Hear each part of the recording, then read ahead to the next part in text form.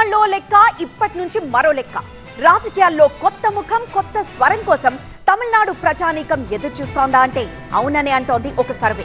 ఇంకా ఎన్నికల నగారా మోగనే లేదు, అప్పుడే సర్వేలేంటి, ఓట్ల సంగతులేంటి అనుకోవద్దు. ఆ సర్వేకో క్రెడిబిలిటీ ఉంది. అందుకే ఆ సర్వే ఫలితాలు తమిళనాడు ప్రధాన పార్టీల గుండెల్లో రైళ్లు పరిగెత్తిస్తున్నాయి. ఇంతకు సర్వే ఏ పార్టీకి జై కొట్టింది? తమిళనాడులో లయోలా కాలేజ్ నిర్వహించిన పొలిటికల్ సర్వే పొలిటికల్ పార్టీల్లో సెగలు పుట్టిస్తోంది. ఇన్నాళ్లు డీఎంకే వర్సెస్ అన్నా డీఎంకే అంటూ సాగిన రాజకీయ యుద్ధం ఇప్పుడు ప్రత్యామ్నాయం వైపు మొగ్గింది అంటూ ఆ సర్వే వెల్లడించిన వివరాలు అందరినీ ఆశ్చర్యపరుస్తున్నాయి. హీరో విజయ్ పార్టీ టీవీకే తమిళనాడు రాజకీయాల్లో చక్రం తిప్పబోతోందంటూ లయోలా కాలేజ్ సర్వే తేల్చింది. ఎన్నికల టైంలో లయోలా కాలేజీకి చెందిన విద్యార్థులు సర్వే నిర్వహించడం అక్కడ ఆనవాయితీగా వస్తోంది.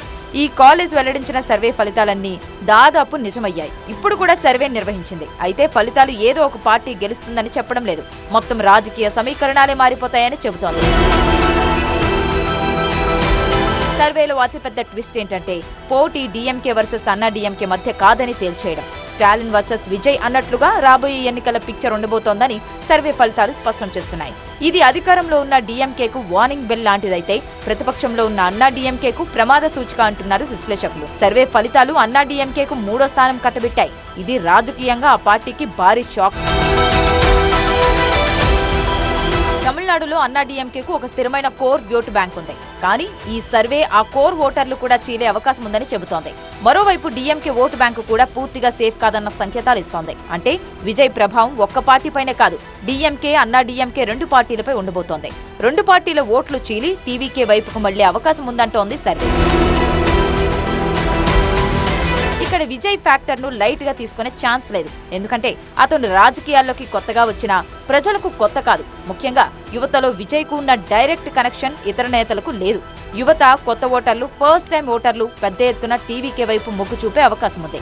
ఇది కేవలం ఫ్యాన్ ఫాలోయింగ్ కాదు, సిస్టమ్ పై అసంతృప్తి వ్యక్తం చేసే ఓటుగా సర్వే చెబుతోంది. ఒకవైపు అధికార వ్యతిరేకత, మరోవైపు విజయ్ లాంటి కొత్త రాజకీయ ముఖం డీఎంకేను ఇబ్బందులో పడేస్తోందని చెబుతోంది సర్వే. ఒకవేళ విజయ్ నేతృత్వంలో కూటమి ఏర్పడితే మాత్రం పవర్ డీఎంకే వైపు మొగ్గు చూపే అవకాశం ఉందని సర్వే ఫలితాలు చెబుతున్నాయి.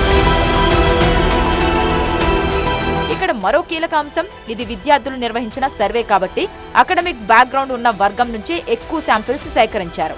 అందుకే పార్టీలు ఈ సర్వేను తేలికగా కొట్టిపారేయలేకపోతున్నాయి. ఇది ఫీల్డ్ రియాలిటీకి దగ్గరగా ఉంది అన్న భావన రాజకీయ వర్గాల్లో ఉంది.